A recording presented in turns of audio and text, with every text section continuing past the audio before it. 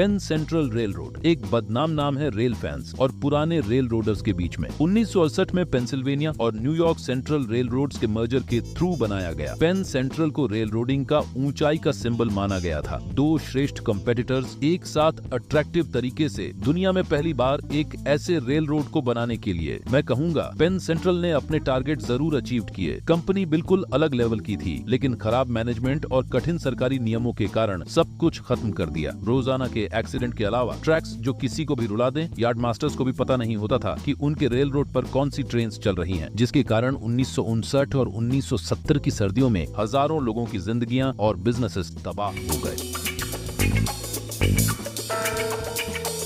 आलू की फसल किसान काटने लगे। खेत से ट्रक तक, ट्रक से स्टोरेज फैसिलिटी तक पहुंचने के बाद आलू को फ्रेट ट्रेन्स पर लोड किया गया। ज्यादातर बंगौर और अरुस्टुक द्वारा चलाए गए। क्योंकि बार एक काफी छोटी कंपनी थी जिसका कुछ ही कनेक्शंस थे, इसलिए वे अक्सर अपने माल को उनका डेस्टिनेशन तक पहुंचाने के लिए दूसरी बड़ी लाइंस पर निर्भर होते थे। लेकिन इस बार उनका सामान अभी हाल ही में बने पेन सेंट्रल को दिया जाना था, जो अपनी सिस्टम पर ट्रेन्स को भूलने की एक बुरी आदत रखता था। तो कैसे हो सकता है कि आप एक बिल्डिंग के आकार के रोलिंग मशीनों को बस ऐसे ही खो दें? वैसा ही न्यूयॉर्क सेंट्रल और पेंसिल्वेनिया रेल रोड्स के प्रीडिसेसर्स, जो कि 1968 में मर्ज हुए थे, बिल्कुल भी प्रॉफिटेबल नहीं थे। इसलिए उनके अपने एग्जीक्यूटिव्स ने उनके मौजूदा कॉर्पोरेशंस को बचाने में ज्यादा समय और ऊर्जा लगाई, जबकि मर्जर के लिए चीजों को लाइन में लाना उनके ध्यान में था नहीं। ये खराब तैयारी का मतलब था कि एक बार जब मर्जर असलियत में हुआ, मैनेजमेंट के बड़े हिस्से को हेल्पलेस छोड़ दिया गया। इंटरनल यूनियंस के द्वारा निर्मित नियमों जो भी रेल रोड के किस हिस्से पर काम करते थे अलग अलग थे, और एनवाईसी और पेंसी पर क्लासिफिकेशन और स्केड्यूलिंग के लिए इस्तेमाल किए गए कंप्यूटर सिस्टम्स कभी भी सिंक्रोनाइज नहीं हुए थे। इसलिए क्रिटिकल पेन सेंट्रल यार्ड्स भी एक दूसरे से बात नहीं कर सकते थे कि उनके पास किस तरह की ट्रेन आ रही है और उनको कहां भेजना चाहिए। सिग्नलिंग सिस्टम्स भी पीसी के लिए कंटिन्यूअस नहीं थे। ये इतना ही बुरा था पहले दिन से, जब बैंगोर और अरुस्टुक्स के आलू रीफर्स एल्बनी न्यूयॉर्क के बाहर पीसी के सेलकर्क यार्ड में पहुंच गए, उन्हें कहीं भी राउट नहीं किया जा सकता था। और इंटरनल कम्युनिकेशन का टूटना, साथ ही सिस्टम के भारी यार्ड्स का जाम हो जाना, ये मतलब था कि इस पर कुछ भी किया नहीं जा सकता था। इन बॉक्स कार्स में बंद आलू पूरी दुनिया भर में भेजे जाने थे, लेकिन पेन सेंट्रल की गलती की वजह से उनमें से अधिकांश सिर्फ सेलकिर्क में पड़े पड़े खराब हो गए, क्योंकि आलू को लगभग 55 डिग्री सेल्सियस पर रखा जाना चाहिए। अगर ज्यादा गर्म हो तो उगने लग जाते और ज्यादा ठंड तो उनमें नुकसान हो सकता। इसके अलावा जब आलू एक कॉन्फाइंड स्पेस में होते हैं, जैसे कि एक बॉक्स कार में, तो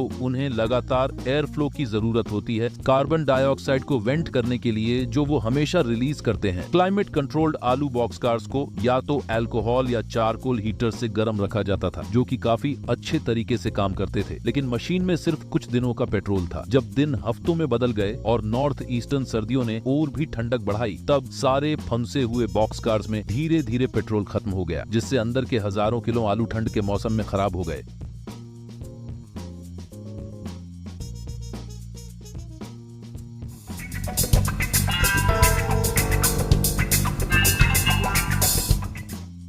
अंत में किसान और बैंगोर और अरुस्टुक ही नुकसान उठाते रहे। पेन सेंट्रल रोजाना $1 मिलियन तक का नुकसान कर रहा था, इसलिए उन्हें किसी को भी पैसा वापस करने की कोई स्थिति में नहीं थे। हजारों किसान और उनके परिवार एक साल की कमाई का पूरा नुकसान उठाया, जिससे कई किसानों का बिजनेस बिल्कुल खत्म हो गया। कई परिवारों को दूसरी जगह काम ढूंढना पड़ा, जिनकी वजह से उन्हें अपने खेत को छोड़ना पड़ा, जहाँ उन्होंने पीढ़ियों से खेती करते आए थे। बैंगोर और अरुस्टुक को उनका आय का एक बड़ा हिस्सा परमानेंट तौर पर खो दिया, क्योंकि पेन सेंट्रल ने कई किसानों के विश्वास को तोड़ दिया। और आज भी कई बड़े आलू के किसान रेल के बजाय अपनी फसल को ट्रक से ट्रांसपोर्ट करना बेहतर समझते हैं। हालांकि स्थिति बदल रही है। विशेष रूप से यह कहानी सिर्फ पीसी की अनुप्राप्तता के मामले में एक छोटा हिस्सा है। कभी कभी रेल रोड्स मिस्ट्री ट्रेन चलाते थे, जो पूरी तरह से रेल कार्स से बने होते थे, जो किसी पता या निश्चित डेस्टिनेशन पर नहीं जानते थे। बस ये उम्मीद करते थे कि कोई तेज दिमाग वाला क्लर्क या यार्ड मास्टर समझ लेगा कि रोलिंग स्टॉक को कहां भेजना चाहिए। और इस मुसीबत को और भी बढ़ा दिया,